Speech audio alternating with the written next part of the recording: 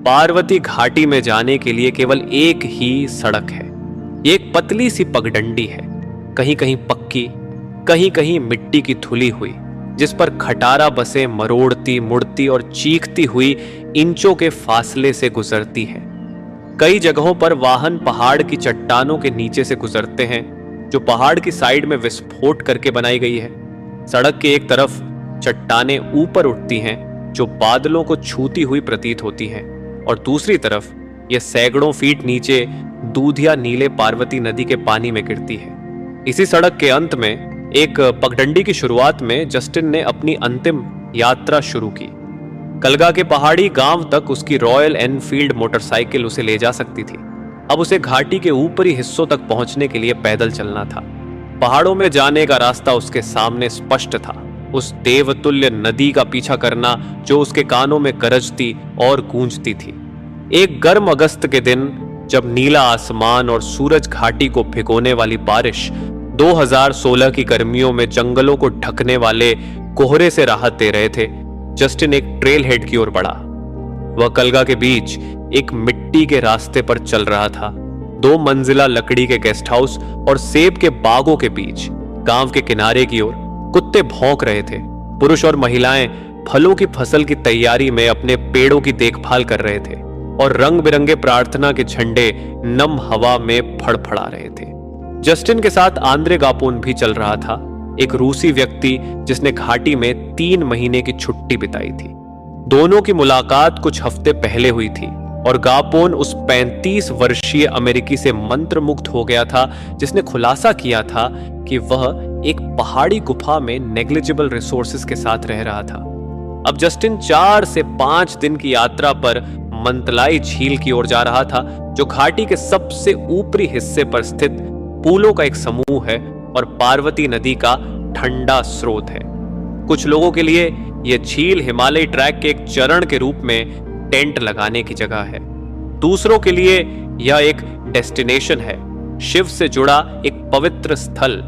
वहां कई तत्वों को दिव्य का अवतार माना जाता है। झील को घेरने वाले पहाड़, जिनकी चोटियां 20,000 फीट की ऊंचाई पर बादलों को चीरती है, वे हिमवत का हिस्सा हैं और महान हिमालयी श्रृंखला के प्राचीन राजा का व्यक्तित्व है। वह गंगा और पार्वती के पिता हैं, जो देवी पुत्रियां हैं और जो अपने हिमनद रूपों से मुक्त होकर महान पर्वतों से नीचे बहती हैं और भूमि को पोषित करती हैं। गंगा नदी के रूप में प्रकट होती है, जो भारत की एकमात्र जलधारा है जिसे श्रद्धालुओं द्वारा शुद्ध माना जाता है, चाहे वह सतह के नीचे कितनी भी प्रदूषित क्यों न हो। लेकिन यहां नदी पार्वती है, प्रेम, सामंजस्य और दिव्य शक्तियों की देवी, शिव की पत्नी और प्रिय हाथी शीर्ष वाले देवता गणेश की माता। जब पार्वती नदी शांत होती है तो यह जीवन को बढ़ावा देती है और मृत्यु को विलंबित करती है। यह पोषण प्रदान करती है, ठंडक देती है और उपचार करती है। लेकिन जब नदी उग्र हो जाती है तो यह एक घातक शक्ति बन जाती है, पहाड़ों को पीटती है और पृथ्वी को निगल जाती है। यह द्वैत उस देवी को दर्शाता है जिसके नाम से यह जानी जाती है। अपने कुछ अवतारों में वह दयालु और पोषण करने वाली है, जीवन दायिनी और प्रेम का आदर्श है, लेकिन अन्य में वह अपने गले में कटे हुए सिर पहनती है और एक उग्र और विनाशकारी दिव्य शक्ति है। गापोन अपने नए दोस्त को विदा करना चाहता था। जब वे छोटे गांव के मिट्टी के रास्तों पर चलते हुए सेब के पेड़ों की शाखाओं के नीचे झुकते हुए जो पकते हुए फलों से लदे थे, वे इतनी गहरी बातचीत में थे कि वे गलत मोड़ ले बैठे और घूम गए। वे हंसे। इस यात्रा की शुरुआत करने का कितना दिलचस्प तरीका है, जस्टिन ने कहा, यह देखते हुए कि यात्रा शुरू करने से पहले ही खो जाना एक संकेत है। जब उन्होंने सही रास्ता पाया, जब वो रास्ते पर चल रहे थे जो उन्हें ट्रेल हेड तक ले जाता था, जस्टिन ने एक आइडिया के बारे में बात करना शुरू किया जो वो काफी समय से सोच रहे थे।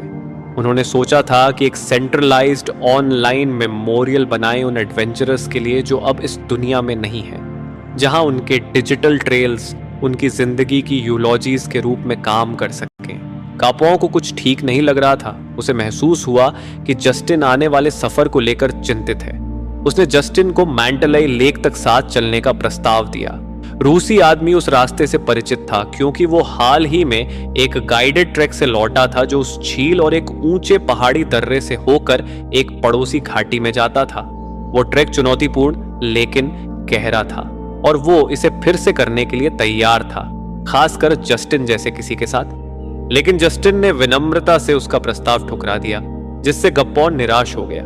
कई तीर्थयात्री और यात्री अपने ट्रैक के लिए गाइड्स और पोर्टर्स को किराए पर लेते हैं, जो उनके लिए खाना बनाते हैं और कैंप सेट करते हैं। लेकिन जस्टिन को एक अलग अवसर मिला था। एक साधु, एक हिंदू संत ने उसे पवित्र झील की तीर्थ यात्रा पर आमंत्रित किया था, जहां वो उसे योग और ध्यान सिखाएगा और जस्टिन तपस्वी जीवन का अनुभव कर सकेगा। जस्टिन ने योजना बनाई थी कि वो झील पर 10 दिन रहेगा, उन कुछ सामानों पर निर्भर रहेगा जो वो ले जा रहे थे, और खुले आसमान के नीचे या चट्टानों की गुफाओं में सोएगा।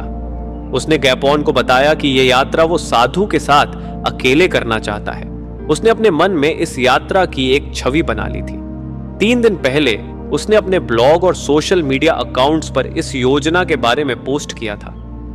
मैं दुनिया को उसकी आंखों से देखना चाहता हूं जो मूल रूप से 5000 साल पुरानी है, एक प्राचीन आध्यात्मिक मार्ग, उसने लिखा था। मैं अपना दिल इसमें लगाऊंगा और देखूंगा क्या होता है। दोपहर के आसपास दोनों आदमी एक घास के मैदान में पहुंचे जहां ग्रेनाइट की चट्टानें बिखरी हुई थीं। वहां से रास्ता जंगल में घुसता था। ग्रे लंगूर बंदर अपने काले चेहरों के साथ ऊंची शाखाओं को हिला रहे थे। जस्टिन ने गापोन को अपना आईफोन दिया और उससे अपनी तस्वीर लेने को कहा ताकि आध्यात्मिक यात्रा की शुरुआत को चिह्नित किया जा सके। अमेरिकी आदमी ने एक हल्की मुस्कान दी जब गापोन ने तस्वीर खींची।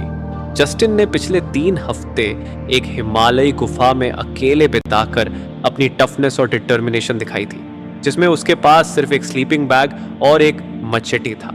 उसने उस साधु के साथ अपने बंधन पर भरोसा दिखाया था जिसने उसे उसकी तीर्थ यात्रा पर मार्गदर्शन करने का वादा किया था। लेकिन गापोन को अपने नए दोस्त में सबसे ज्यादा उसका दिल दुनिया में अपनी जगह को बेहतर समझने का जुनून प्रभावित करता था। फिर भी भले ही जस्टिन एक अनुभवी यात्री और अनुभवी बाहरी व्यक्ति था, रूसी आदमी चिंतित था। योजना महत्वाकांक्षी थी।